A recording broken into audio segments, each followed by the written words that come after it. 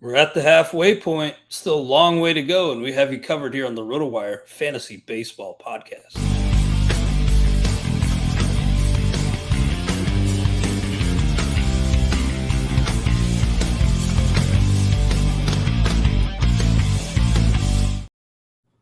Welcome to the RotoWire Fantasy Baseball Podcast. I'm Clay Link of RotoWire.com here with FSWA Hall of Famer Todd Zola.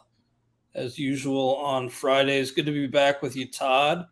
Air quality here in Wisconsin hasn't been great, and we've had some, it's kind of been affecting the sports world a little bit. But how are you doing in the East Coast area?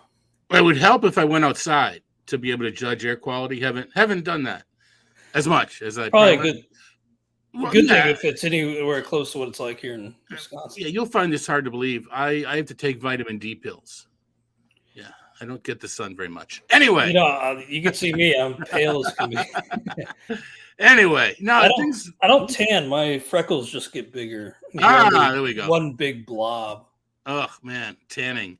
I was tan one summer when I was growing up because I was a landscaper. And ever since, that's about it. My picture's freaking out. It's like Max Headroom. Anyway, things are good. Some good ball this week. One more week before the All-Star break. Looking forward to a couple of days doing the Cape Cod League, then a couple of days back here where I'm basically just cleaning my house and working on our 3 and 10 day pitching rankings. Nice, man. Well, I hope during the break you're able to catch your breath a little bit. It's not much of a break, but it's good. Looking forward to it coming up here. And about the halfway point of the season. Still a long way to go, and still a lot to decipher here in the fantasy baseball world as we try to win some leagues. And Todd, it is Jordan Westburg season. He'll probably be the big pickup in NFBC leagues and most leagues this coming weekend. He was already stashed in the Stake League, but what a start for Jordan Westburg. 5 hits and 12 at-bats, 2 walks against only 1 K. He was caught stealing, but man, it looks like this prospect is here to stay and locked into regular playing time for Baltimore. We've said that about a couple others that hasn't worked out, but right now that's the way it looks. He played second, he played third. He played mostly shortstop in the minors. We'll see if that continues, but it sounds like Baltimore's going to move him around. They sent down Luis Urias, right? So there's definitely some spot for him. Well, I'm not sure who. You're not referring to Ramon Urias. Ramon Urias, yeah. Well, yeah. All right. You know what? Luis Urias was sent down by Milwaukee. Yeah, I'm getting him mixed up in my head. Oh, good. Yep. I just wanted to clarify. It does seem like, Jorge Mateo's kind of, he's still tentatively atop the depth chart, but could be squeezed a little bit. Yeah.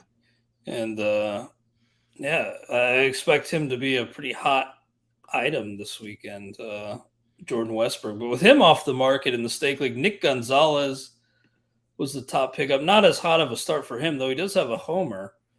Nick Gonzalez with an S at the end for Pittsburgh, a high draft pick a few years ago, so he has the pedigree, and he too looks like he'll play a fair amount. You expect better days to come performance-wise for Nick Gonzalez? I mean, pedigree says yes, so I'm going to have to go with that. Ji-Hwan Bae's been squeezed a little, but it's because he hasn't played very well. So, Pittsburgh, just as it looks like they're falling out of things, they go on another little winning streak, which is kind of what they did. Henry Davis is performing better than Gonzalez, so I think Gonzalez gets the look. Man, your camera is going wild. It is, isn't it? I hope. Yeah. It's like, I recently found out about the Max Headroom conspiracy theory. Do you ever hear about how there was like that TV station? They hijacked a TV signal and played Max Headroom. But anyway, I was thinking more NWO. I was going to say it sounds like DX. I was thinking more NWO the way your camera's flashed. Oh, well, yeah. Okay. Yeah. I'm talking about DX as far as hijacking the truck. But anyway, Oh, right. Well, no issues audio wise, so we'll power on here. I grabbed Mickey Moniak for 6. Now you look at our depth chart. Mickey Moniak technically doesn't have a spot atop the depth chart, but he has been playing a fair amount. And actually, was led off against 2 of the last 3 right-handers the Angels have faced, and he's been playing okay. More than anything in the 16-team league, my last outfielder spot has been brutal. I still had Kike Hernandez in there. So I wanted to get a guy who at least has a little upside, is playing a little bit, even if he doesn't appear to have a starting everyday spot on the depth chart. Yeah, if anybody who follows lineups, the Angels, I mentioned Pittsburgh, Boston, you could change them every day and not get it right. Mm-hmm. You know, they're very fluid. You have that extra player, so you want to. I mean, you know, so it's tough to do. But they have a ton of, even though some of the parts are kind of, quite a few moving parts. But Renfroe has hit a couple homers, and Taylor Ward seems to have gotten things back together again. So it's tough to fit all these pieces. But like you say, Moniak has played against right-handed pitchers lately. So, yeah, I mean, it's worth the pickup. You got a week, another week, and then you have a whole 3 or 4 days to really evaluate what teams will do over the second half. So, you mentioned Taylor Ward. He has picked it up a little bit. 742 OPS, 3 homers in June. He has kind of been the guy sitting at Moniak's expense in recent days, but I could shift back. Yeah. But yeah, Moniak at least has fared okay and gives me a slight bit of upside. I can at least squint and see a little bit. Nick Madrigal was also picked up. So Nick Gonzalez was 11, Madrigal 7, then Moniak 6. Bryce Terang for 4. Justin Lawrence. It's tough trotting out Colorado closers, but if you need saves, you need saves. Brian Hoeing picked up for 3. Gene Segura for 3. Mike Soroka for 3. He's getting the start tonight for Atlanta. You got to mention in their chat here just briefly. I don't see him going off, Uncle Ted. He didn't go off when he was good. So if going off is 5 innings with 4 strikeouts, go rocket ship. Soroka was out over his skis 4 years ago. I'm not expecting a ton. Yeah, he has pitched really well in the minors this year, at least recently. According to our note, a 1.42 ERA, 0.79 WHIP, 18 Ks over 19 innings and 3 starts with Gwinnett since being optioned. So he was up briefly before, set down, and has since pitched really well for Gwinnett. Put down the pipe, Uncle Ted. For what it's worth. Put down the pipe, Uncle Ted. Ain't happening. 8 Ks, no. Would you pick him up, though, in a 15-team league at least? No. Not even interested. No, he's out over. It's a name value, and we just did not get the regression that we should have gotten because he hasn't been healthy for the past 3 years. Mm-hmm. He's not that good. Yeah, he did make He's no Julio Teheran. Oh, wait, never mind. He did make a splash earlier in his career, but his expected numbers were 1.5 above his actual back then. Mm-hmm. So that's true. That's true. All right, other pickups from the Stake League. Oscar Colas for 3. He's been red hot at AAA. We'll see if he gets another opportunity. But the White Sox are just red hot. Oh, wait, never mind. Man, the White Sox. I picked up James Caprillion for 2, dropping Louis Varland, who was sent to the minors. So I'm not going to start Caprillion this week, and he's not a great option, but at least gives me some starting depth. Gives me another starter in case, inevitably when one of mine gets hurt. And, Caprillion, at least for what it's worth, he has a 3.47 ERA over his last 4 starts and a 19-9 K to walk, only 2 homers in his last 23 1/3 innings. So he's streamable at home. Not sexy, yeah, but streamable. Let me see. So I mentioned I'm not going to start him this week. He is this weekend home against the White Sox. Next week he'd be at Boston.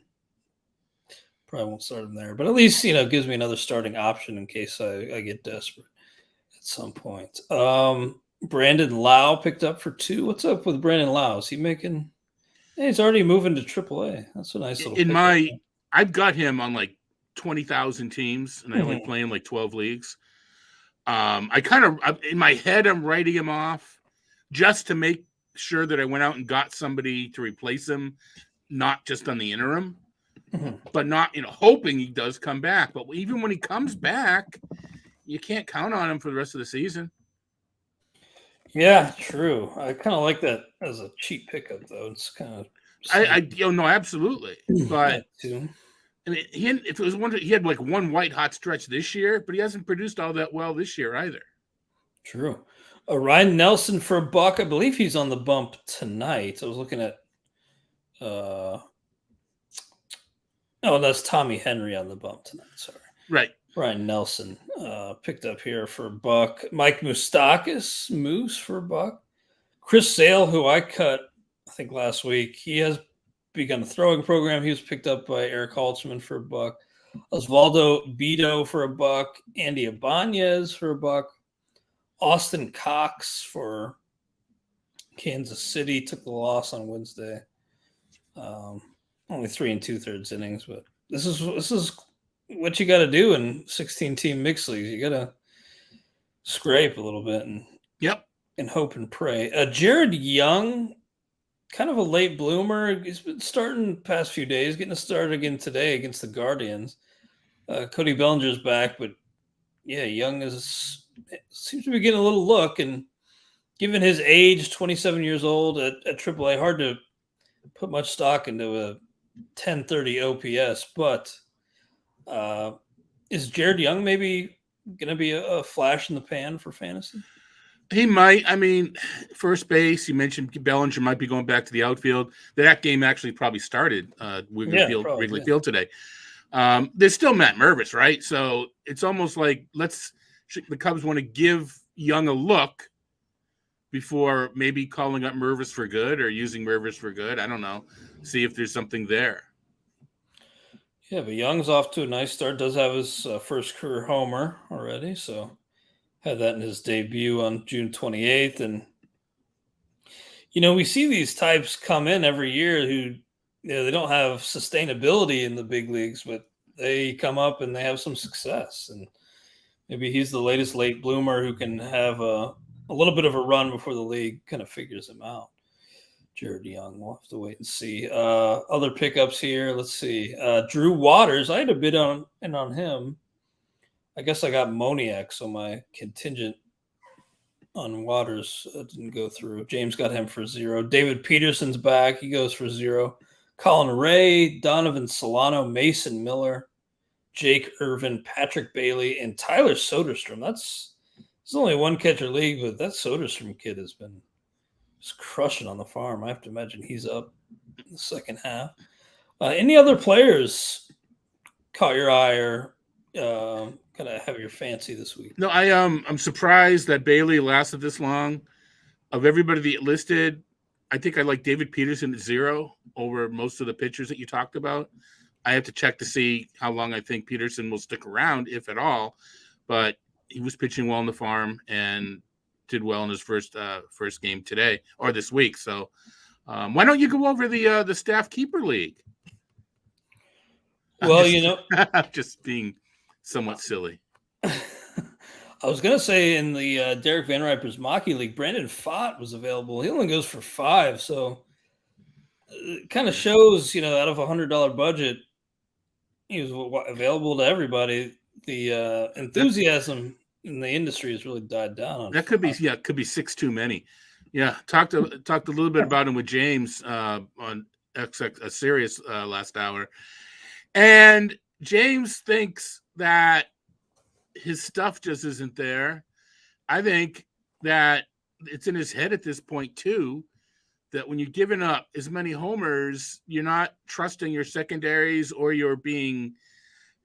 they know what's coming. So either you're tipping pitches or it's too easy to figure out what you're going to throw.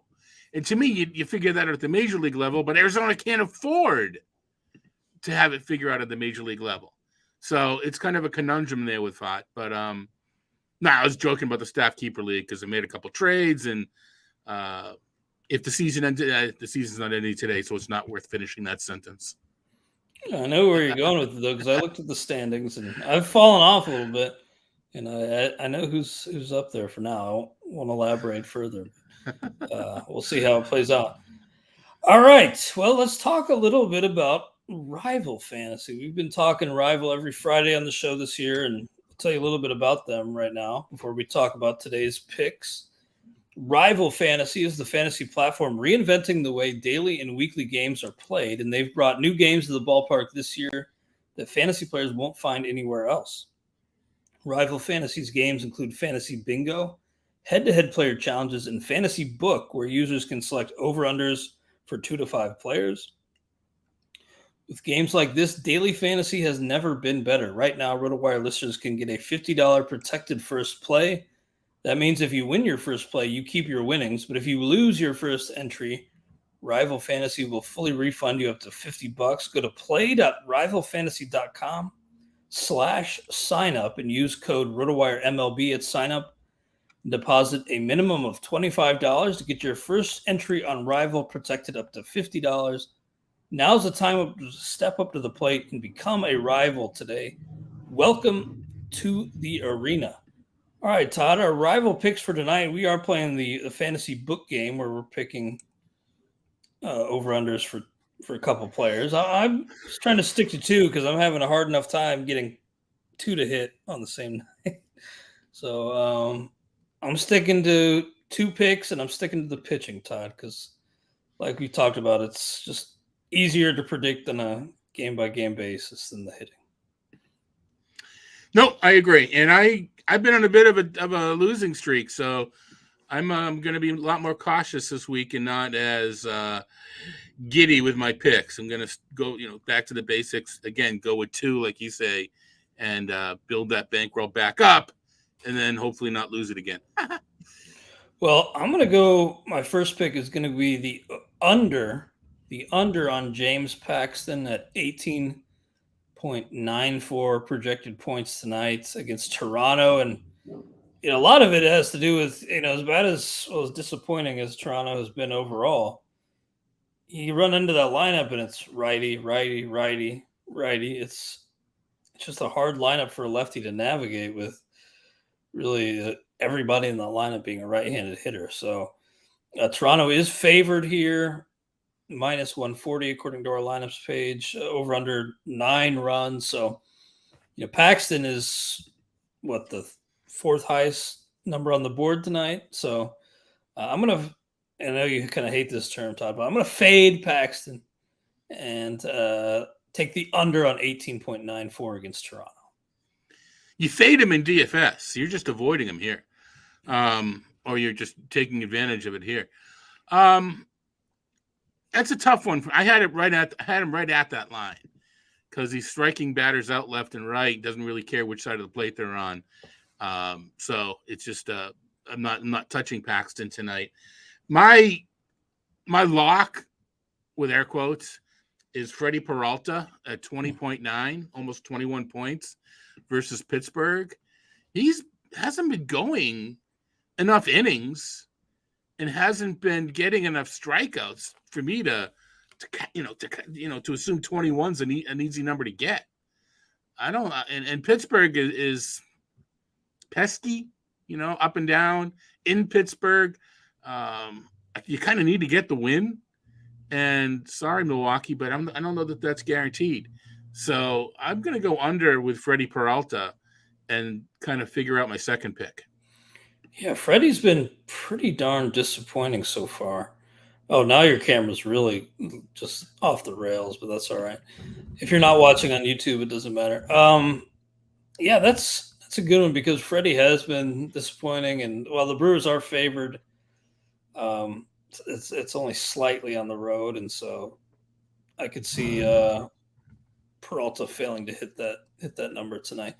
Okay, the other one for me is going to be actually the top projected over-under on the board tonight, and that's Shane McClanahan at 21.46 points. McClanahan he is working on some extra rest because he had an injury his last time out. It was a back issue. So he's got a little bit of extra rest built in here. Doesn't sound like it was really a serious issue that forced him out. It was totally precautionary, according to Kevin Cash. So I'm not really worried about his health and his ability to throw his normal pitch count.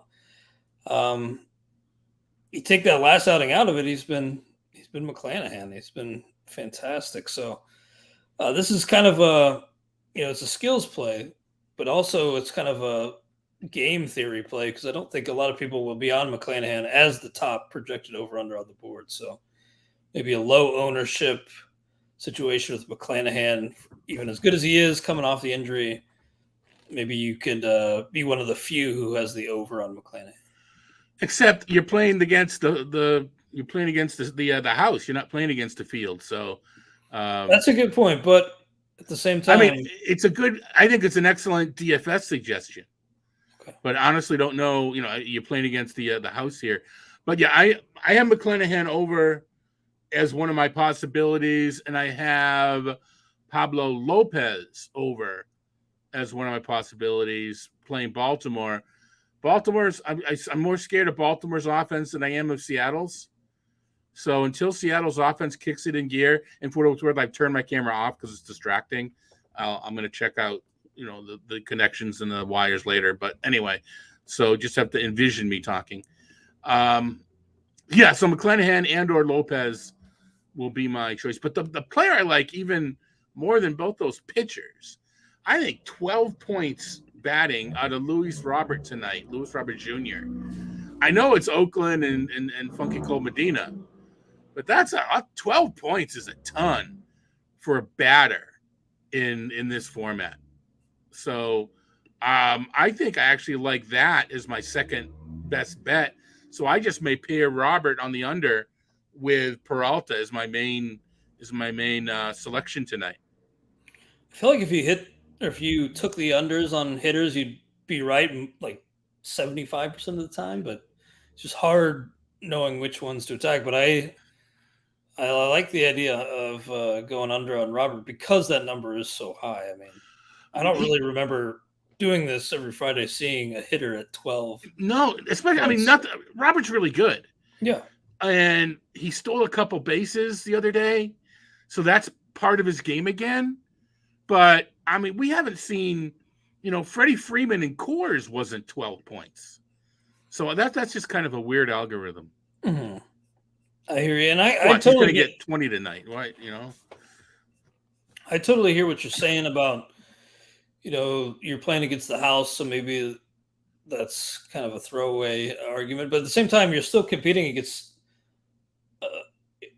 a group of people, and a certain percentage of them will have certain players. And I think even though you're playing against the house, you could give yourself a leg up on all the others playing tonight by you're not playing against them. You're not playing against them though. You're not what you're saying, but you're trying to beat them. You're not playing against them, but you're trying to. All you're trying to do is beat the house. You're trying to beat the odds. What other people are doing. I mean, if you want to, if the odds are set to try to get people to want to choose the player, I can see, but I don't know how the odds are set. If the odds are set to see how the market might react to make you think about that player, I think that might be I think you can get an advantage there. So let's say the odds are set that way. Yes, the way you're approaching it, I think makes sense, but what do I think the player will do and what others think, unless they have a crystal ball, it's kind of irrelevant to me. I hear what you're saying. Maybe it's just kind of a disconnect to have jumping from traditional DFS to this. I have half a year. I have half a year to get you straight. It's good. Well, I still think you want to differentiate maybe here and there. But anyway, Bobby Miller was a consideration of mine, but he's really struggled past couple starts anyway. So Bobby Miller, even though this could be a get right spot, ended up straying away from him as a pick tonight because of the recent performance. He just hasn't looked as sharp past couple outings. Anything else on your mind before we move to 2-start pitchers here, Todd, for next week? Yeah, I'm now on twice, so I need to figure out which of these is superfluous and get rid of it. Well, it looks like your video is still jumping, so I got the video off. Are we good? Yeah, we're good. All right. I for some reason I logged on a second time somehow. I don't know. I need a break. When's the All-Star break? When's the All-Star break, man? We all deserve one. Well, let's get into the 2-start pitchers. We are into July, the first week of July, the week of July 3rd. Yeah. Happy Independence Day to you in the U.S. next week. Hope you enjoy some time to catch your breath like Todd and I could use. Zach Davies next week. It's going to be versus the Mets, the struggling Mets, versus the Pirates. 2 home starts for Davies.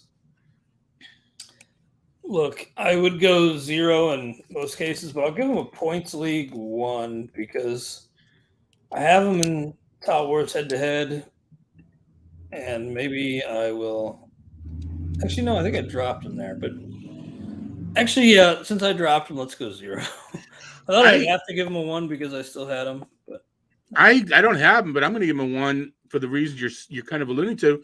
Arizona's going to be favored in both those games. Probably, yeah. Home games against 2 teams. I think Arizona's be favored. Pick up a win.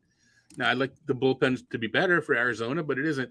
Real quick, one thing we should mention that we do every week this during this week every year is that they're always subject to change, right? We talk about that, but with the impending midseason hiatus, on a whim, managers are gonna not start a guy, just to extend his break.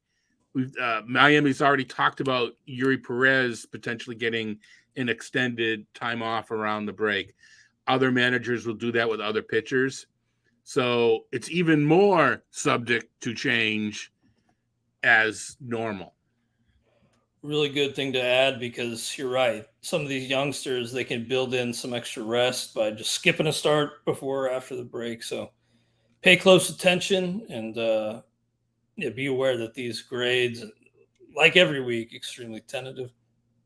Bryce Elder at Cleveland, at Tampa Bay. I'm not going to go 5, and I'm kind of wondering if you'll even go 4 here, but I'm going to go 4 because of just how well he's pitched, and he's probably pitching over his head. But until somebody gets to him. And I don't think it's going to be Cleveland. Timeout. You can't see me doing timeout. Cleveland has crushed it in June. Really? Yeah. God, they are averaging like the 3rd or 4th. I wrote about it in Todd's takes. They're averaging like the 6th most runs per game in June. It's surprising to me. Yeah, it has gone under the radar. But I'll look it up as we're mentioning. They don't strike out, and now they are scoring runs. So they are not the ideal team to target. I still would like to pick on them. But you're right that it's fair to say that they're not been as bad. I mean, lately. One of the things that, this is kind of off topic, and I've talked with my friend and colleague Tristan Cockcroft a lot about this. I think we've talked about it as well.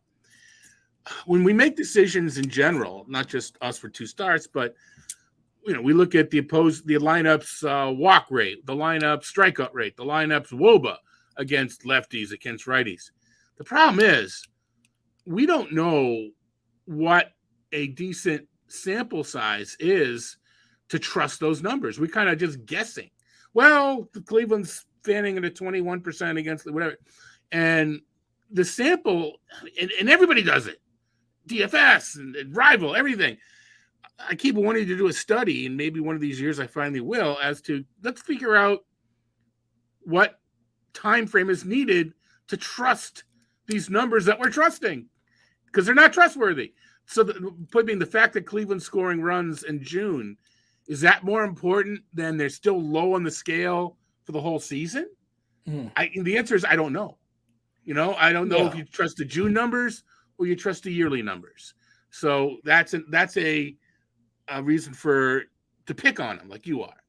Yeah, I see what you're saying. I mean, we have all these stats available to us, but the stabilization points and just the Yeah, point where it becomes meaningful is up for yeah, debate. right, exactly. Oh. And there may not be an answer because Mhm. lineups change and players change, and maybe the All these answer, X factors. yeah, Yeah. maybe the answer is, and I know someone that does this. I'm sure there's a lot of people that do this. Once the lineup comes out, they run the numbers for that lineup. But then, how do you trust the players' numbers? You know, are they trustworthy? Mhm. So yeah, it's nuts. Anyway, where am I? I'm gonna go 3 Oh, you're going 3 on Elder. with Elder. Yeah, I both of them are away games, and both lineups are kind of they don't strike out, and strikeouts count. Maybe a regression week for Elder. I'm going to stay 4, but I see Yeah. where you're Okay. coming from. Okay. Tyler Wells, he's got to go to the Bronx. So he's at the Yankees, at Minnesota. Same for Kyle Gibson. Tyler Wells, he's got to oppose Domingo Herman, by the way. I was going to say 4, but I'm thinking 3 because even though the Yankees aren't like that scary right now, it is still a tough park to pitch in. You can get bit with the long ball occasionally. So I'm going to go 3 on him and just a 1 on Kyle Gibson, I think. I like Wells. I'm Yeah. tempted to go 4. Giancarlo Stanton's starting to warm up a little bit. Yeah. So I'm a little the lineup. I'm going to go 3 on Wells, but I do think that there's 4 potential in there. Both away games, that takes away a little bit. And Gibson's won 8 games against 5 losses, but would you go any higher than a 1? I can't myself. I can't. I can go 0 easier than 2, but I will go 1. Mm-hmm. Well, Brayan Bello of the Red Sox seems to kind of be coming into his own finally. I mean, 7 innings of 1-run ball yesterday, 5 Ks, 1 walk. So after some struggles earlier this year, I mean, man, Brayan Bello's been fantastic. He has. Over his last 49 and 2/3 innings, he has a 2.17 ERA, 101 WHIP. The Ks may not pop off the page, but 43 to 15 K to walk over those last 49 and 2/3. So, yeah, their depth has really been tested and they've been ravaged in that rotation. But Brayan Bello has been a bright spot versus Texas, versus Oakland. I think I'm going to go 4. I'm going to go 4. It's one of those, you want to say 5, but he hasn't earned 5 yet. Yeah. You know, I'm going to go 4. And what a story, though. I'm kind of, I'm not ready or willing to shift my focus to next year yet, but I'm kind of just in my head thinking, man, I'm curious to know where Bayo is going to be drafted next year because he is showing a lot of promise. All right, next up, 2-star pitchers. Drew Smiley at the Milwaukee Brewers, then at the Yankees. When you pick him up, you're going to get burned, but you always got to consider maybe going back to the well. At Milwaukee, at the Yankees, I think I'm going to go 3 on Smiley. He hasn't looked good lately. True. Matchups aren't that scary, though. I'm going to go 3. What about Kyle Hendricks? You and I have both been skeptical, but he's been pitching well. Are you willing to roll the dice on Hendricks this week? I think you got to go. I don't think you can go 0. No. I'm going to go 2. 1. I think 2 is probably better, but I'm going to go 1. All right, I got you down as a 1 there on Kyle Hendricks. As great as the Reds have been, as fun as they are, some major issues in that rotation still. I'd love to see them address some of those issues via trade, but in the meantime, Luke Weaver looks set to continue on in that rotation. He does get Washington on the road, then at Milwaukee. I'm still going to go 0 because if you've used them to this point, he's taken a torch to your ratios. So Luke Weaver's going to be a 0. Yeah. What was the game? Was it Weaver? Who was he matched up against the other day? I forget. Who was that? It was another lousy. Oh, it's the Orioles. Gibson. Gibson. Wasn't it? Yeah, it's like it's like anybody expecting a pitcher's duel here is on something. But anyway, that was one of the 11 to 10 games, I believe. No, I agree. I'm gonna go 0. And the Reds selected Alec Mills' contract from AAA. Reds do have that opening, so yeah, it makes sense that we would slot him in. Not somebody I would consider, though. Alec Mills is 0. Agreed. It's nice to see Graham Ashcraft back. We'll see how he pitches, but it's good to have him back.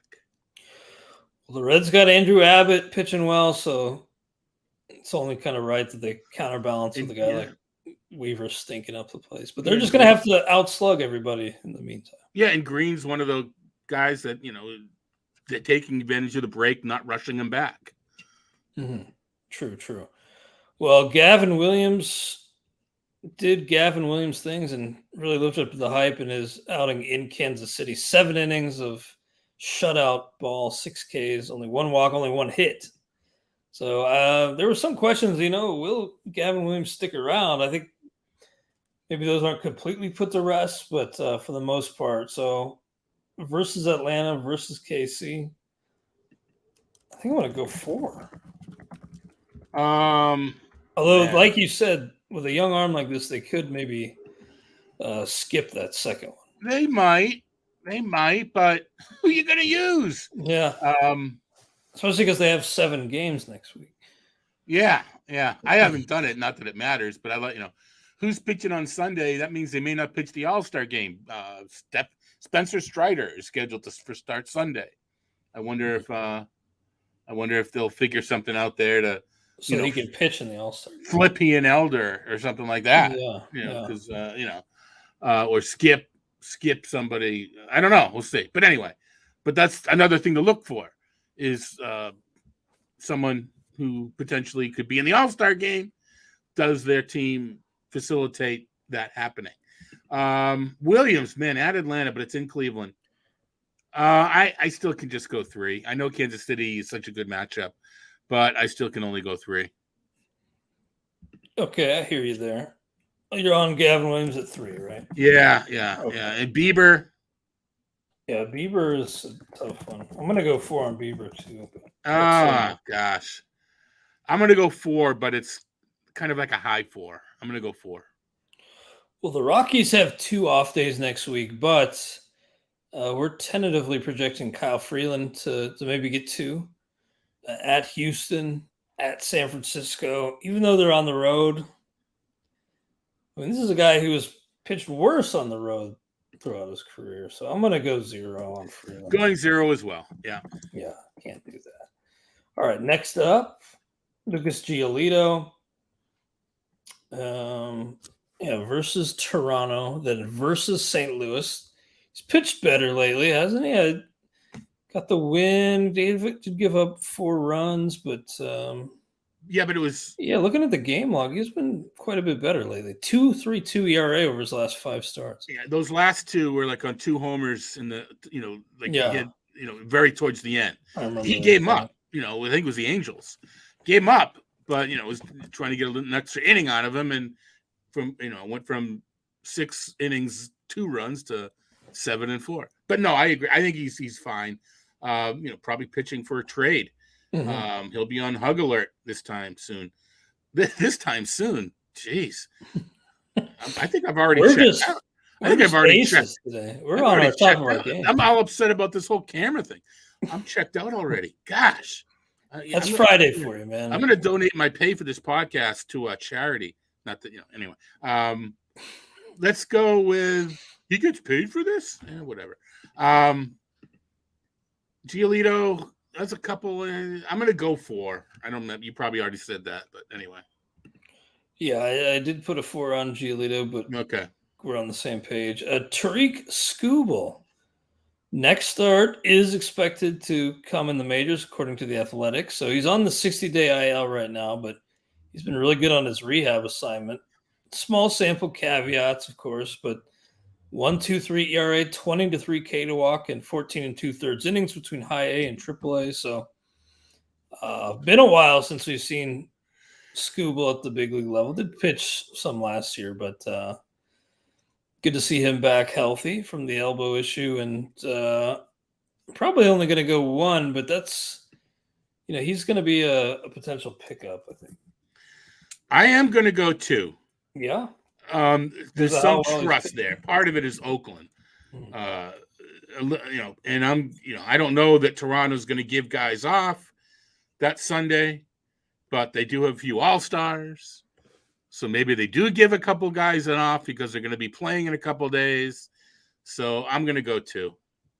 Yeah, I could see that. I'm going to stick 1, but I do think he's a guy to maybe pick up. And even if you don't turn him loose next week, you see what you got. You give him a couple weeks to see what you have in Skubal. Yeah. Christian Javier and JP France for the Houston Astros.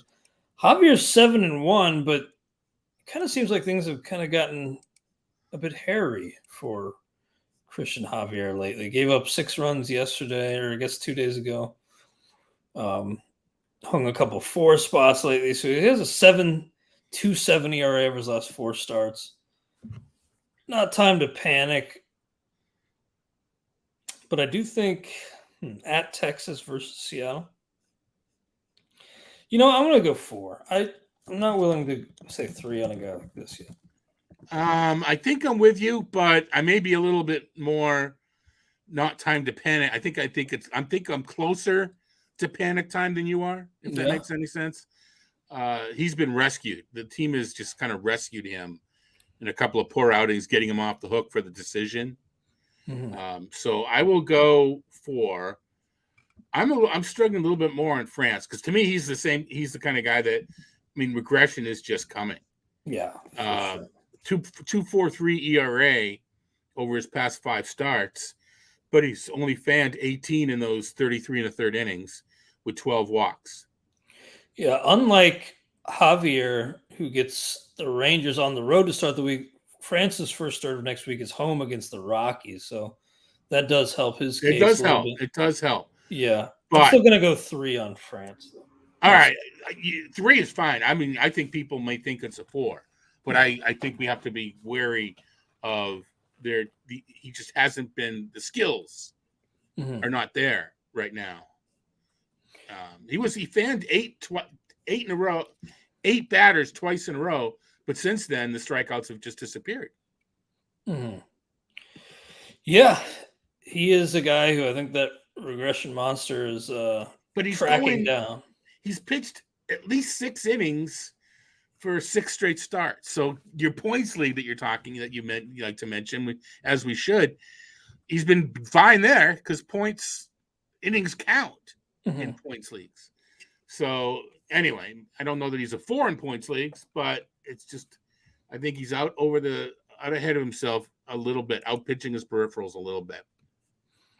I'm with you there. Okay, next up, Austin Cox of the Kansas City Royals. I mentioned him among the Stake League pickups, and really has got good numbers, but he's been in the bullpen for the most part. So take those numbers with a grain of salt. He's transitioning to the rotation as an entirely different animal, and he gave up 4 runs in his first start, and I think more importantly, he only went 3 2/3. So maybe if things go better for him on the mound this week, he could get to 5, but until he's a little bit further stretched out, I think I'm only going to go 1 on Austin Cox. I'm not. I'm going to go 0. I mean, 70 pitches at most, 80, 85 next time. And to me, that's just not enough. Minnesota's kind of disappointing, but they are. Really disappointing. They are. But even so, the pitcher himself, I just don't see it. I hear you. Are you going 0 on Greinke, or would you maybe give him a 1? I think I'll go 1. It's Greinke. I don't want to go 0. I'll go 1. I'm not picking him up. And if I have him in a DC, Dark Champions, I am looking to see if I have somebody else. But, I'll give him a 1. No 2-start pitchers for the Angels, so that's a decent spot to take a quick break. We'll throw to a quick word from our Blue Wire sponsors, and we'll be right back here on the RotoWire Fantasy Baseball Podcast.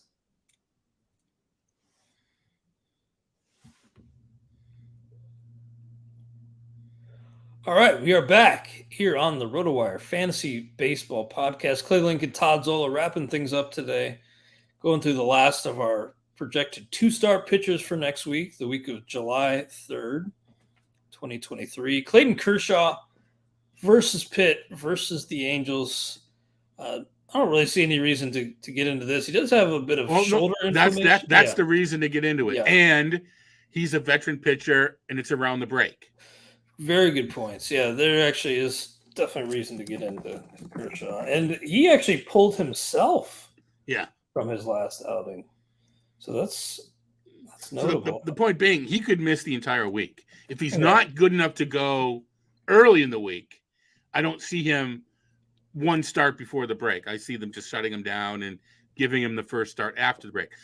Real quick before we forget, I don't think it's not a huge deal, but second year in a row, the Dodgers and the Angels do not play on the last Sunday of this. I noticed that. It's just a quirk. They got their 2 games scheduled. It's not like there's a doubleheader scheduled or anything like that, because some teams unscheduled games for a doubleheader.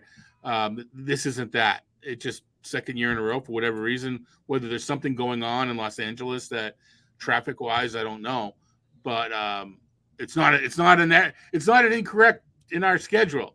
They have Sunday off, the Angels and the Dodgers, and they're not playing in London or anything for their no they're games. Playing in LA or one of the 2 LAs. It did happen last year, so a little bit of work I did.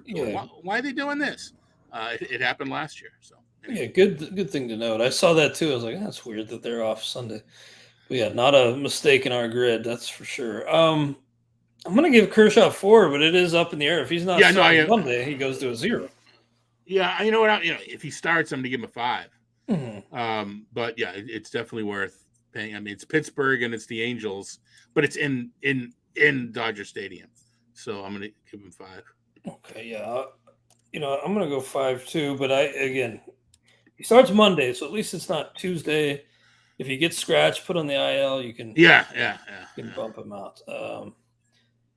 Not a 2-start guy, but good on Emmett Sheehan holding his own in Coors yesterday. It wasn't a flashy outing, but 5K, 0 walks, only 3 earned runs. That'll do. Yeah, Emmett Sheehan. He escaped. No, he absolutely.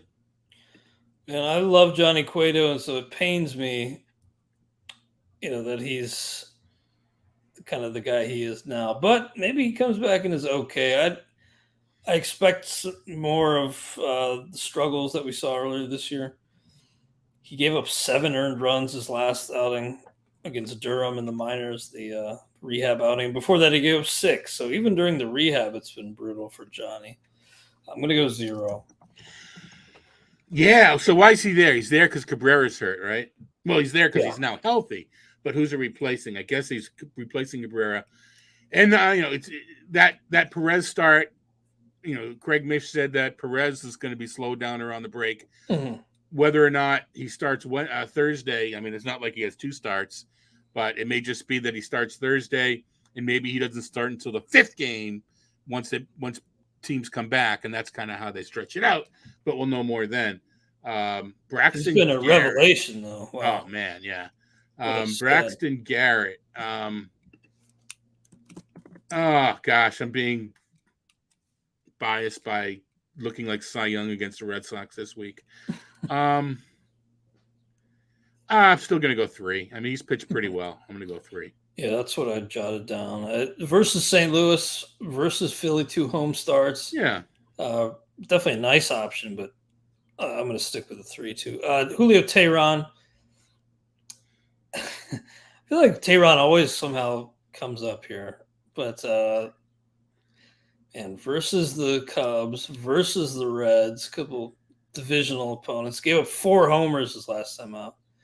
Is that bad, Todd? I think, the regression monster bit, and now he might be here for the whole shebang. He might want the whole cake here. So I'm going to go going to go 0 because I do feel like it's a trap still. I do as well. Home games, Cincinnati's. I am going to go 1 though. I think you are going 1 on T-Ron. Yeah, I mean, he was out pitching his peripherals, but I mean, strip that out. And he's not going to have 4 homers every game. I'm not using him, but I think he deserves a 1. It's hard for me not to give a 1 for 2 home games unless it's in Colorado. Yeah, it's kind of a good rule of thumb. I hear what you're saying. Well, the regression monster got a bite of Joe Ryan this week. I mean, he's been awesome, and you can't expect him to pitch like he has all year to this point. But 5 home runs, they just clobbered him. It is Atlanta, but kind of a return to earth for Joe Ryan versus Kansas City versus Baltimore. I'm still going to go 5 though. That's a bounce back for Joe Ryan. Yeah, I think the game. Stuff happens, and that's what happened last game. So I'm going to go. It's kind of an air quote low end 5, but it's a 5. Plus, Atlanta laps the field in terms of hard hit balls as a team, so they're just kind of a different beast. Is that good? I think so. They are now the favorites, betting favorites to win the World Series. Yeah. You can ask RotoWire's Nick Whalen. I said they were my pick to win it before the season even started. So how about that? All right, next up, Cody Senga of the disappointing Mets. He's at Arizona at the Padres. So how's Senga been pitching lately? He's striking guys out left and right. Yeah. But he's also giving up runs. I mean, he's kind of been stingy. I mean, sub 3 ERA over his last 6. He's all right, maybe been pretty impressive. Okay. But yeah, I mean, you're right that he's been racking up the Ks lately. So I think I want to go 4. I am as well. Maybe it was just one outing that I'm thinking of, and I'm juxtaposing that onto everything else. But maybe I'm thinking that St. Louis outing, because other than that, he has been really good. I was kind of doing the selective endpoints thing. You can kind of make any argument you want with selective endpoints. I probably was using him in DFS that night or something, which is why it's in my head of the 4 runs, or happen to be watching that game for whatever reason. But no, you're right. I mean, he's been good with the long ball. So no, for sure. Mm-hmm. All right. Well, next up, Domingo Germán. How do you think he follows up that perfect game? Baseball is so wacky. That was the 24th perfect game in history. So completely out of nowhere. My personal feelings about Germán aside, versus Baltimore versus the Cubs, I'm going to go 3. He hasn't really pitched like a 3. I don't know after a perfect game how you could really go lower than that. Oh, I could anyway. Home against Baltimore. I'm going to go 2. I just don't think he was not pitching well at all before that game. That's fair. So if he didn't, he had that game, but if he didn't have that game, I don't know that I'd go higher than 2. So now he wasn't extended with the number of pitches. Sometimes you have to, he threw 120 pitches to get that no-hitter. He didn't even throw 100. He ended up with 99 pitches. So that's not an issue. But he just wasn't doing anything prior. I mean, the game prior, he gave up 4 homers to Seattle, who's hit like 4 homers all month. Mm-hmm. So, yeah. It is probably unwise to get caught up in that. He's kind of like the little girl with curls, right? There's nothing in between. It's a shutout or it's a blowout with him. Anyway. That has been the case. Now, we talked last week, I think it was, or maybe the week before, about how Clark Schmidt had kind of quietly turned things around versus Baltimore versus the Cubs. I'm going to put him on par with Germán at a 3 here. Yeah, I'd like to see more strikeouts.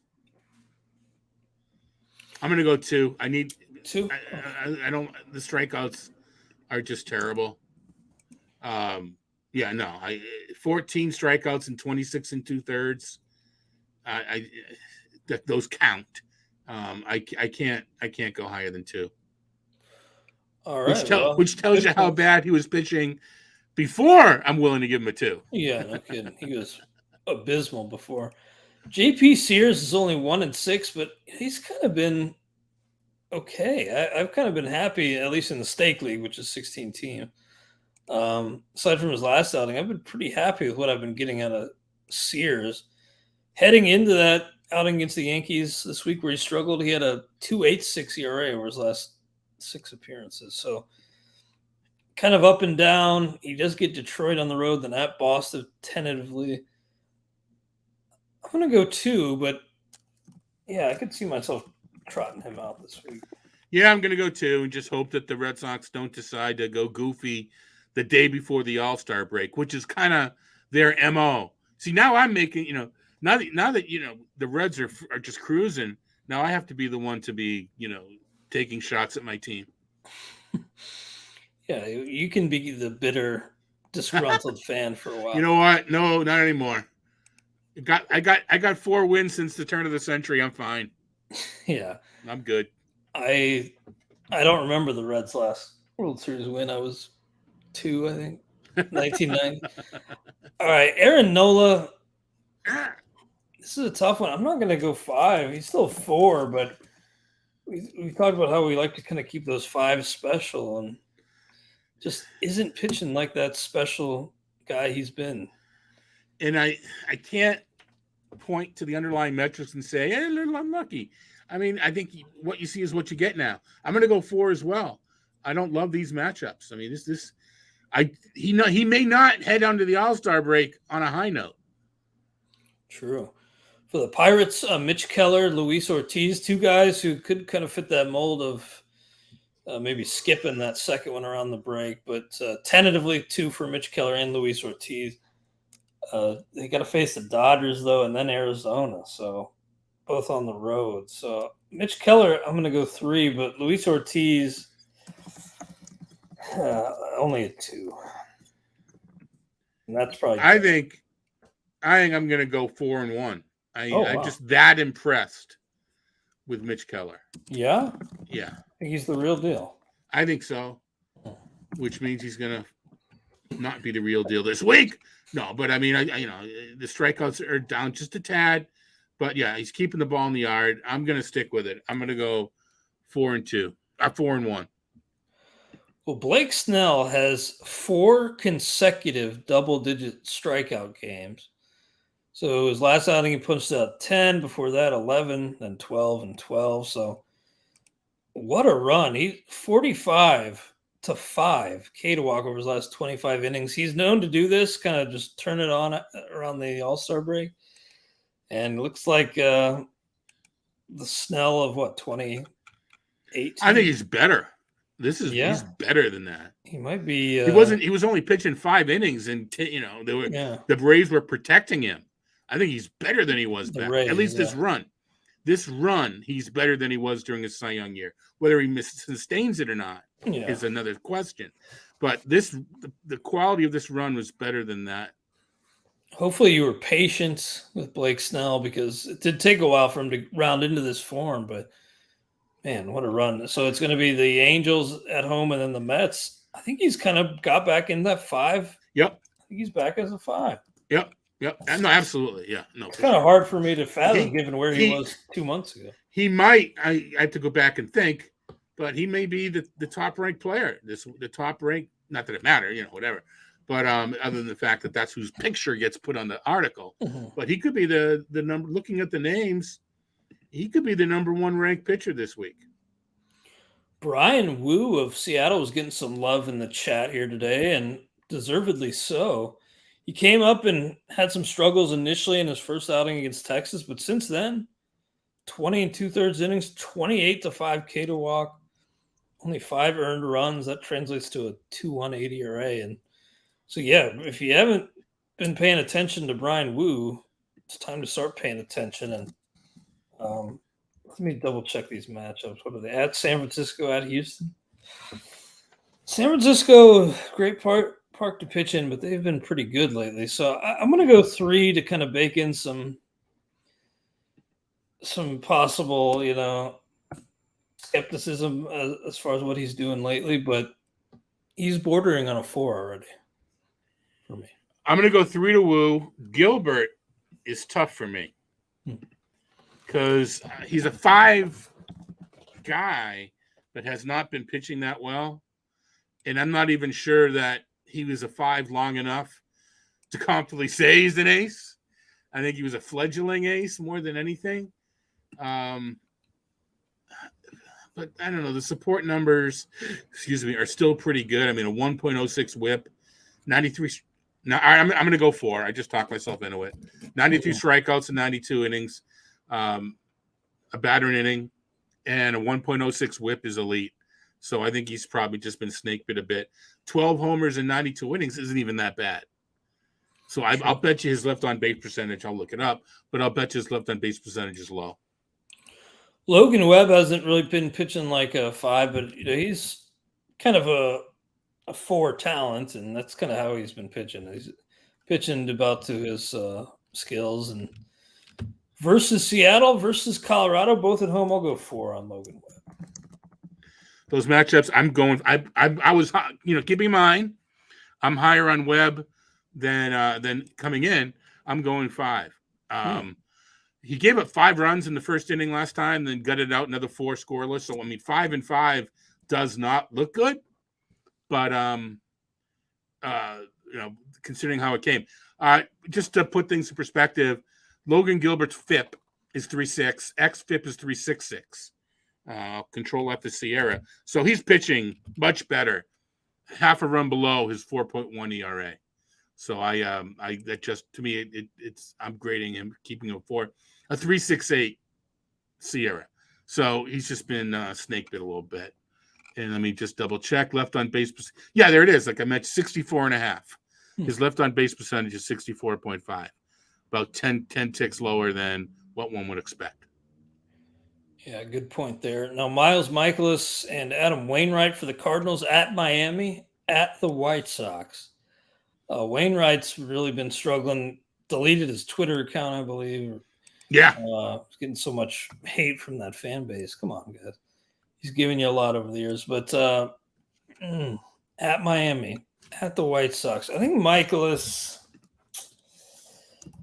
I'm going to go 3 on Mikolas and probably only a 1 on Waino.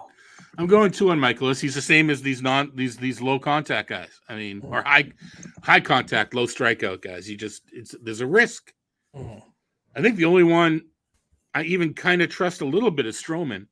I know that's different team, well past the Cubs, but I think he's probably as close as I come to trusting one of these non-dominant aces. I said 1 on Wainwright. I'm going to go 0, actually. Okay. Just the way he's pitching. Would you go 1 on Wainwright? Those matchups, well, Miami's tough. I'm going to go 1. But it's kind of out of respect. Mm-hmm. Okay. Zach Eflin, he's home for a couple. He does have to face a couple good offenses in the Phillies and Braves, but man, he's not a 5, but I'm going to go 4. He's at home. I think he is a 5. Yeah. I'm going to go low end 5. Yeah. Atlanta's just such a. I think we're kind of scared of him. I think we're probably 4.4 and 4.5. Mm-hmm. So you're rounding down and I'm rounding up.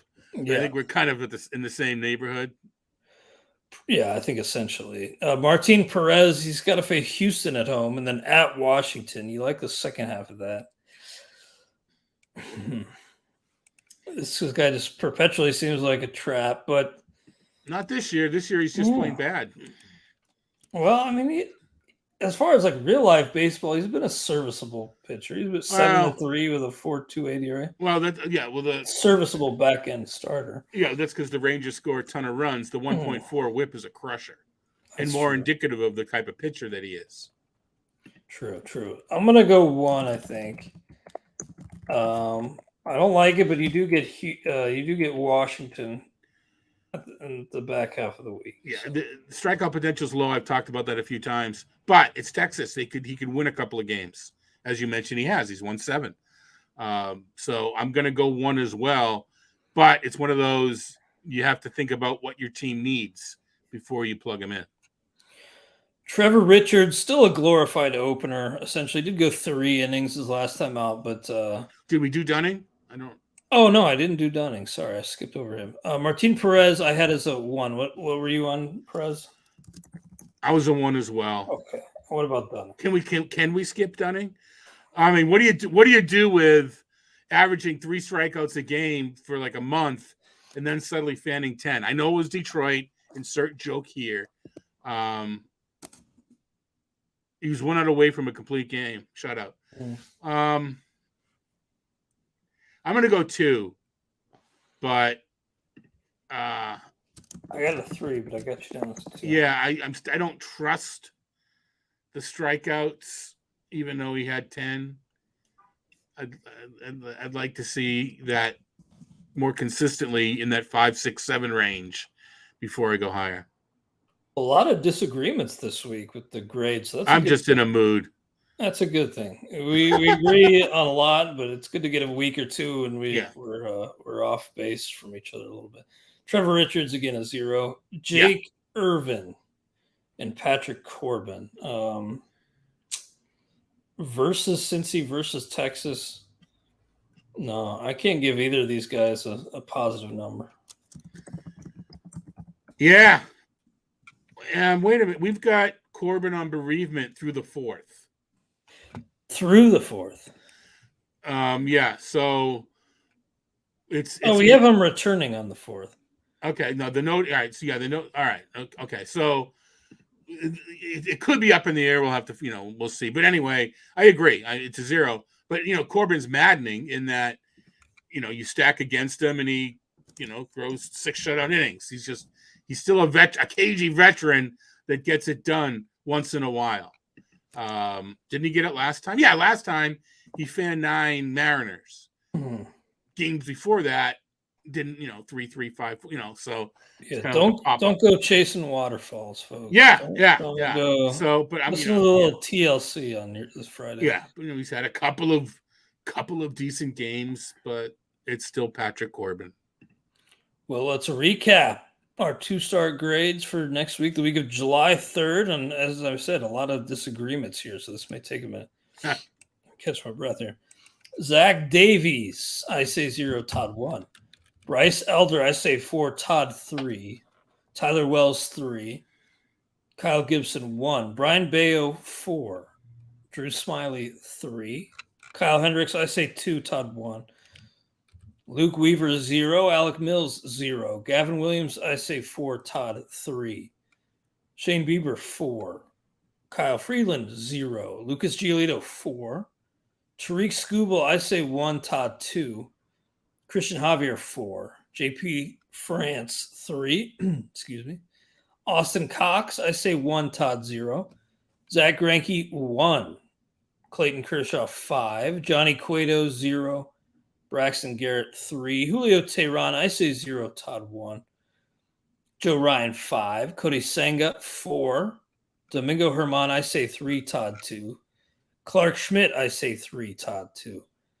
JP Sears 2.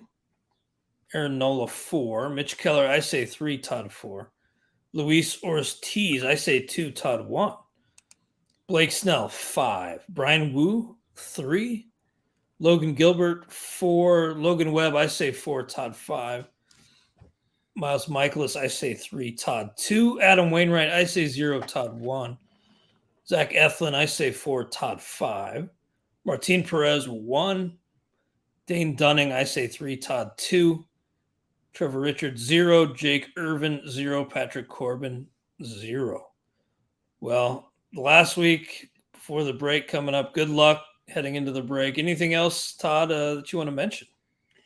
Not that I can think of. I have one more show on Saturday with James and one more show on Sunday with Jeff, and it's football time. So, the way it sports goes. world at large will kind of shift to baseball. But we'll still have you covered all things fantasy baseball at RotoWire. Yeah, the podcast and Eric Halterman and I will be on Saturdays still. So, you've been there. It pays the bills. We don't like it. We accept it. Anyway, so looking forward to talking to people on the radio over the weekend. And you keep cool, enjoy those Reds. And we talk next Friday, right? Yeah. Yeah, we won't have 2-star pitchers Yeah. to grade, but we'll talk next Friday. We will. Yeah, that's what I said. Wait, we don't. I'm off a week. All right, so next week is the Friday of the. Next week is not the Friday of the break. It's Friday, July 7th. So the break was coming up. All right, that's the right. Following. I'm sorry. I'm being silly. We should have signed up 2 minutes ago. Anyway, the problem, the thing is, I'm doing the forecaster for Tristan this week, and their week goes from here to here, and I go from here to here, and the dates have just. Where's my pill box? I need to figure out what day it is. All right, that's enough. You get a pass, Todd. You do enough so babbling. Enough babbling. All right, thanks, guys. Have a great weekend. Thank you, everyone. guys. Thank you, Todd. We'll talk to you next week on the RotoWire Fantasy Baseball Podcast.